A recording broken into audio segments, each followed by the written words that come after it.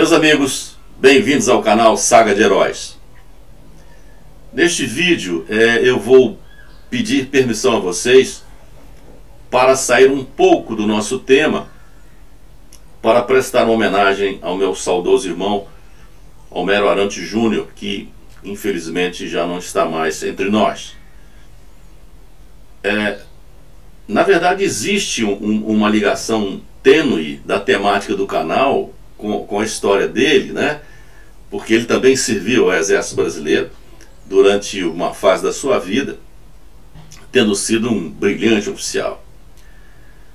E mais uma vez eu solicito a vocês a ajuda de vocês para o apoio ao canal com a sua inscrição e com o seu like, ok? Vamos lá então no botão de inscrever, se inscrevam no canal, deem o seu like, divulguem para os seus amigos e visitem também o interior, o conteúdo do canal, para que vocês possam conhecer todos os vídeos que já foram publicados aqui até o presente momento. Ok? Vamos então ao vídeo. Meus irmãos e eu nascemos em Piuí, até então uma bucólica e pacata cidade do interior, lá pelas bandas do sudoeste mineiro, bem no sopé da Serra da Canastra. Moramos durante a nossa infância nessa praça que aí está, a Praça Guia Lopes. O nome homenageia o nosso conterrâneo mais ilustre, o destemido Guia Lopes, que liderou o Exército Brasileiro em um episódio marcante da Guerra do Paraguai, que foi a retirada da Laguna. Piuí era uma típica cidade do interior, com suas ruas poeirentas, praça e coreto e um cinema, onde assistíamos aos nossos faroestes, com Roy Rogers, Rocky Lane, Durango Kid e outros. Ainda não havia em Piuí nenhuma instituição de ensino após o curso primário, e isso obrigava aos jovens da cidade, ainda na adolescência, a irem para outras cidades, onde havia colégios com os cursos do segundo grau, e se estudava nesses colégios em regime de internato. O meu destino foi o Instituto Gammon, um colégio famoso, fundado por missionários evangélicos americanos na cidade de Lavras, no sul de Minas, e o meu mano Homero Júnior esteve lá comigo durante os 2 últimos anos que lá estudei. Eu passei lá 4 anos e ele passou 2 anos comigo.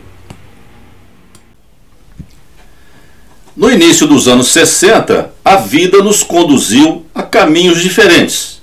Minhas irmãs estudaram em Belo Horizonte, 2 lá se fixaram e a outra retornou à terra natal. Eu fui para o Rio de Janeiro em busca do sonho de ser marinheiro e entrei para a Marinha Mercante. O mano Homero cursou o CPOR de Belo Horizonte e entrou para o serviço ativo do Exército como segundo-tenente R2. O outro mano, Luiz Henrique, cursou a universidade em Belo Horizonte e depois ingressou também na Força Aérea Brasileira. Terminado o CPOR, em 1967, Júnior fez um estágio como aspirante no 11º Regimento de Infantaria de Belo Horizonte, em 1968, e em 1969 foi promovido a segundo-tenente, começando assim a sua curta carreira como oficial R2 do Exército Brasileiro. Seu próximo destino seria Brasília. Na capital federal, o mano foi servir no Batalhão de Polícia do Exército de Brasília.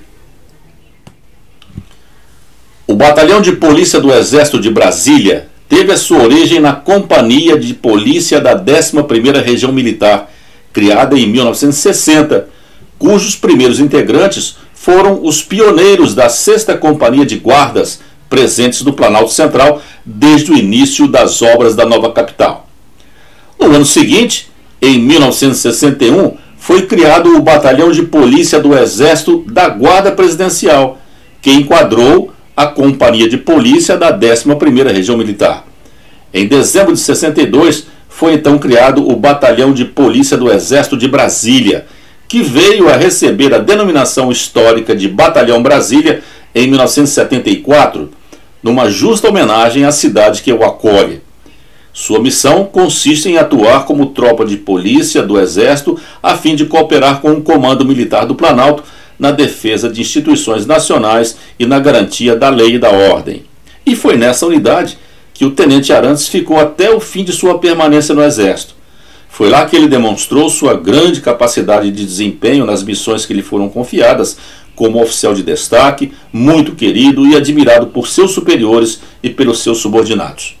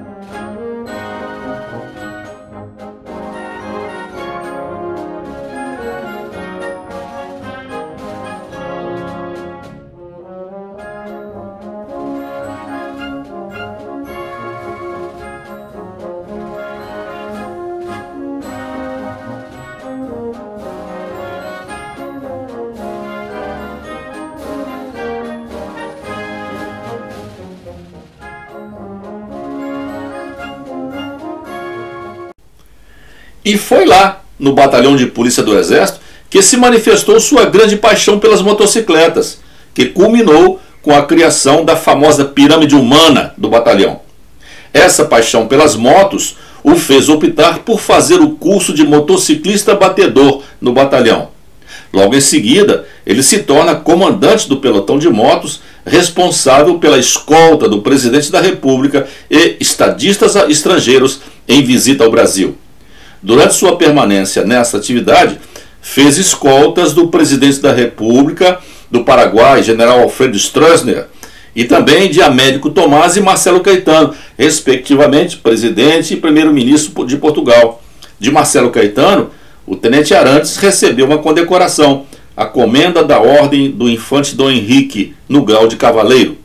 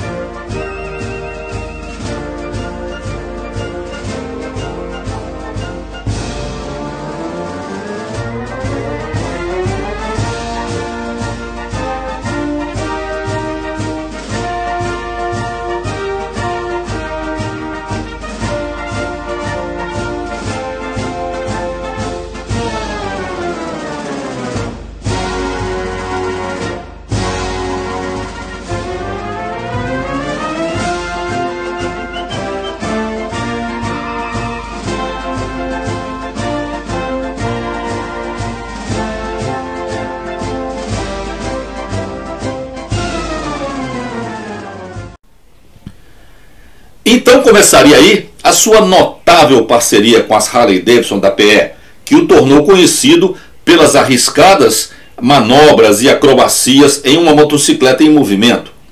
E seguindo mais um dos seus impulsos, que misturavam arrojo, tenacidade e risco máximo, começou a engendrar essas arriscadas peripécias. Na sua cabeça rolava a possibilidade de um passo mais arriscado. Queria fazer acrobacias no alto de uma escada presa na motocicleta em movimento. Para isso, improvisou uma escada presa à Harley-Davidson, na qual ele subia para ficar sentado no último degrau, às vezes lendo um livro calmamente, enquanto a motocicleta se deslocava. Não havia limites para o tenente Arantes. Os desafios o fascinavam.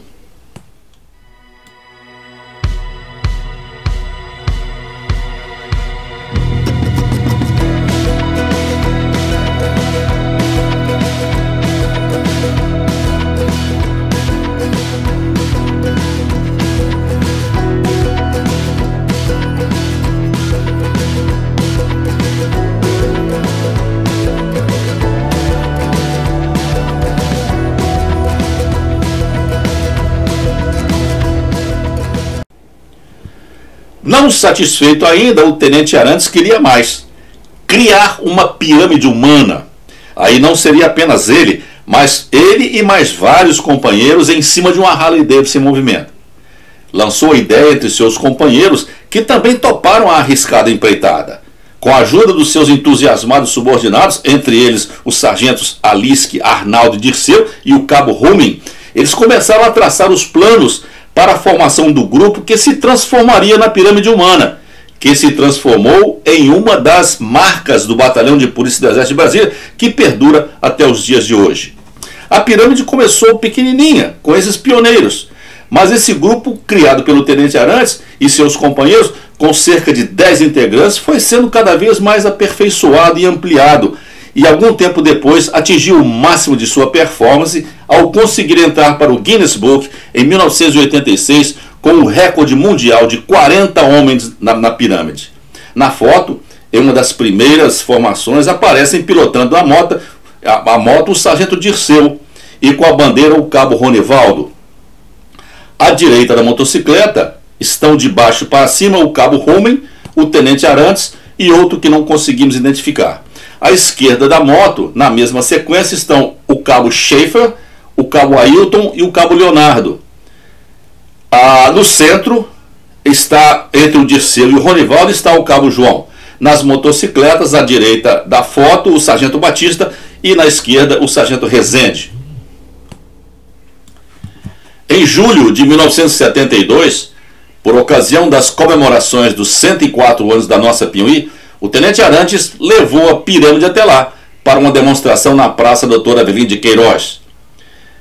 Mesmo com o tipo de pavimentação da rua muito irregular, foi fantástica a exibição dos motociclistas da PE. O público compareceu em massa à exibição e com certeza foi para o Mano Júnior uma sensação de sabor diferenciado ao ver o povo da sua terra aplaudi-lo entusiasticamente durante a exibição.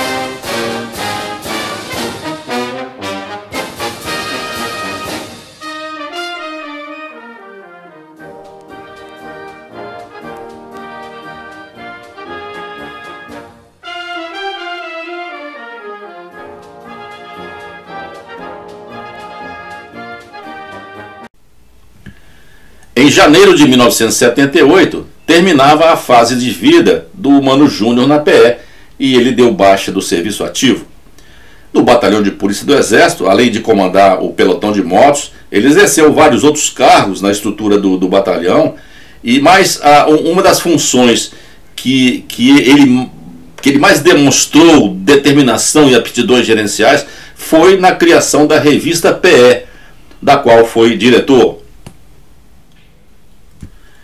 A pirâmide criada pelo Mano permaneceu no Batalhão de Polícia do Exército de Brasília, cada vez mais ampliada e com melhor performance, e sempre levando muita empolgação a quem assistisse às suas apresentações. Já fora da PE, em fevereiro de 86, o Mano viu com orgulho a pirâmide humana que ele criara entrar para o Guinness Book of Records, quando 40 homens da PE de Brasília formaram uma pirâmide sobre uma Harley Davidson de 1.200 cilindradas, apelidada carinhosamente por eles de Mulher Maravilha. O recorde anterior era de policiais franceses com 30 homens. Este recorde perdurou até o início da década de 90, quando uma equipe australiana o quebrou com 46 homens.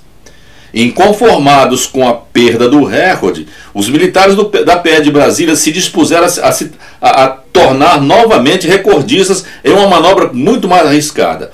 E foi assim que em 15 de dezembro de 1995, os motociclistas da PE formaram uma pirâmide com 47 homens, retomando o recorde mundial para o Brasil. Após a saída do Exército, Júnior entrou para o serviço público no mesmo mês de sua baixa, janeiro de 1978. Durante sua permanência na PE, ele cursou a Faculdade de Administração de Empresas, demonstrando aptidão para um dos seus ramos, que é Organização e Métodos.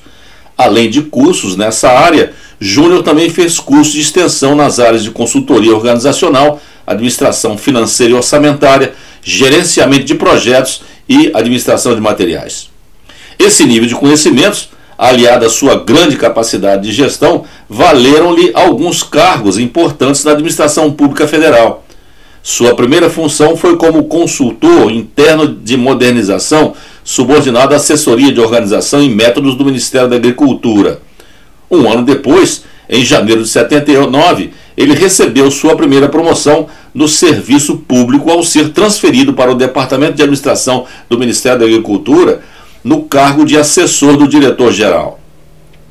Em novembro de 79, é novamente promovido e passa a exercer a função de confiança de diretor da Divisão de Atividades Auxiliares do Ministério da Agricultura. Júnior permaneceu no Ministério da Agricultura até maio de 81, tendo ainda neste período exercido outras funções de direção geral, como diretor da Divisão de Transportes, diretor da Divisão de Comunicações Administrativas e diretor da Divisão de Edifícios Públicos. Em maio de 1981, Júnior foi convidado para o cargo de diretor adjunto da Fundação Centro de Formação do Servidor Público, FUNCEP, órgão vinculado ao Departamento Administrativo do Serviço Público, DASP. A FUNCEP era um órgão que tinha como objetivo o desenvolvimento do servidor público e várias outras atividades voltadas para a melhoria do desempenho da administração pública. A realização da colônia, nós pretendemos iniciar as nossas atividades voltadas para a família do servidor público, no tocante a atividades recreativas, cívicas, culturais e até educacionais, que serão explicitadas dentro dessa colônia. Ainda como diretor da FUNCEP, em agosto de 1982, vem um dos seus grandes desafios na vida, ao ser convidado para exercer o cargo de coordenador adjunto do GETAT, Grupo Executivo das Terras do Araguaia Tocantins. E lá foi ele para Marabá, no Pará, às margens do rio Tocantins, onde era a sede do GETAT. O GETAT tinha por finalidade coordenar, promover e executar as medidas necessárias à regularização fundiária da área do Araguaia Tocantins. Era uma região conturbada, havia conflitos violentos pela posse de terras, notadamente na região conhecida como Bico do Papagaio, que envolviam fazendeiros, colonos, poceiros e grileiros.